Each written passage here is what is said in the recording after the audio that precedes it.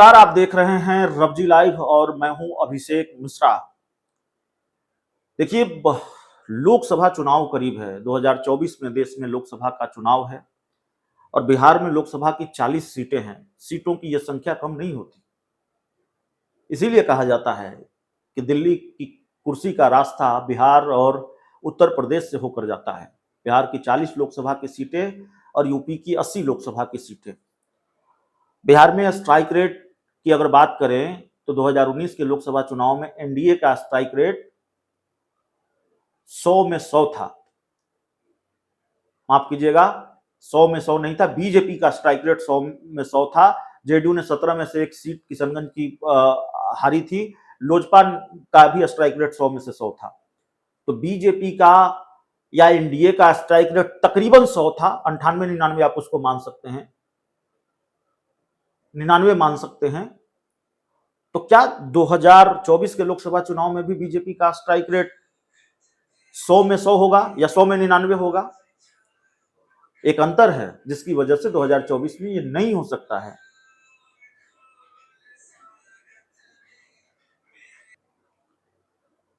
क्योंकि 2019 के लोकसभा चुनाव में लालू यादव नीतीश कुमार साथ थे।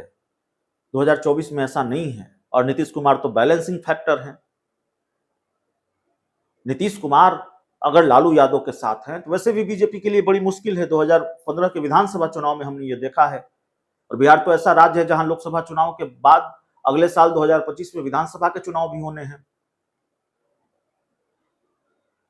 तो क्या लालू यादव और नीतीश कुमार ही भाजपा की सबसे बड़ी मुश्किल है या कोई और भी है या कई और भी हैं जो बीजेपी की मुश्किल हैं? दरअसल जवाब यह है कि कई और भी हैं जो बीजेपी की मुश्किल हैं। और दिलचस्प यह है कि कुछ तो दोस्त भी हैं, कुछ तो बीजेपी के साथ गठबंधन में शामिल हैं और जिनकी वजह से बीजेपी को लोकसभा चुनाव में मुश्किल हो सकती है। कौन लोग हैं ये?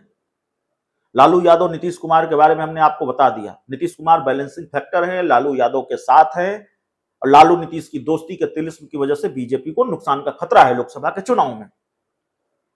लेकिन चिराग पासवान और पशुपति पारस, अब आप कहेंगे भाई साहब लालू नीतीश की बात तक तो ठीक थी, वो तो दुश्मन है और दुश्मन नुकसान ही पहुंचाएगा और लालू नीतीश की दोस्ती वाकई तिलिस्म है और उससे बीजेपी को नुकसान हो सकता है। लेकिन ये चिराग पासवान और पशुपति पारस की बात आप क्यों कर रहे हैं? बीजेपी को इनसे कैसा नुकसान, इनसे कैसा खतरा? ये तो दोनों दोस्त हैं।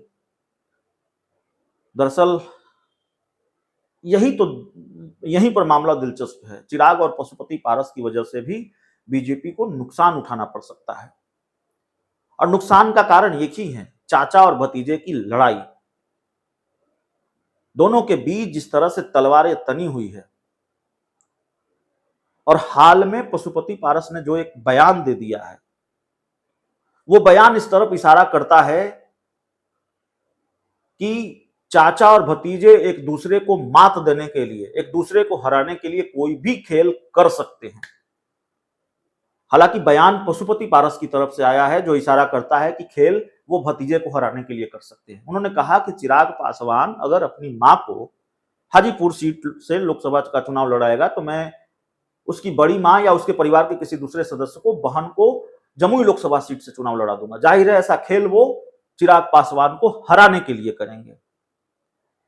तो एनडीए के कोटे से चिराग पासवान जमुई से चुनाव लड़ेंगे और पशुपति पारस उनको हराने का खेल करेंगे और पशुपति पारस जहां से चुनाव लड़ेंगे चिराग पासवान उनको हराने का खेल करेंगे। तो जब एनडीए के दो दल आपस में ही एक दूसरे को हराने का खेल करेंगे तो सीटें तो एनडीए की कम होंगी ना, स्ट्राइक रेट तो एनडीए का कम होगा। पशुपति पारस के पास खोने के लिए क्या है? चिराग पासवान के पास खोने के लिए क्या है? बहुत कुछ नहीं है। बीजेपी के पास खोने के लिए बहुत कुछ है। दिल्ली की गद्दी पर प्रधानमंत्री नरेंद्र मोदी को बैठना है, सत्ता बीजेपी को चाहिए। और ऐसे नुकसान हुआ बिहार में तो फिर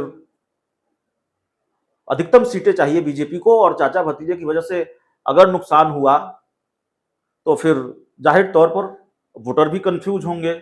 जिन वोटरों पर पशुपति पारस या चिराग पासवान की पकड़ है उनके छिटकने का भी खतरा है। तो इसका नुकसान भी बीजेपी को, जिसके लिए गठबंधन किया, जिन वोटरों पर बीजेपी की नजर है, जिनका वोट चाहिए वही छिटक गए। अगर चाचा भतीजे की लड़ाई में कुछ सीटें गंवानी पड़ी चाचा भतीजे की लड़ाई में, तो फिर तो बड़ा नुकसान है। फिर एक मुकेश सहनी भी हैं जिनकी वजह से बीजेपी को नुकसान हो सकता है। मुकेश सहनी बीजेपी को अपना सबसे बड़ा दुश्मन मानते हैं। एक वक्त लगा कि वो भाजपा के साथ गठबंधन करेंगे, लेकिन नहीं, ऐसा नहीं हो पाया है। तो बीजेपी के साथ अगर मुकेश सहनी का गठबंधन नहीं होगा तो जाहिर है बीजेपी को नुकसान पहुंचाया है उन्होंने कई चुनाव में, और फिर पहुंचा सकते हैं। बहुत बहुत धन्यवाद।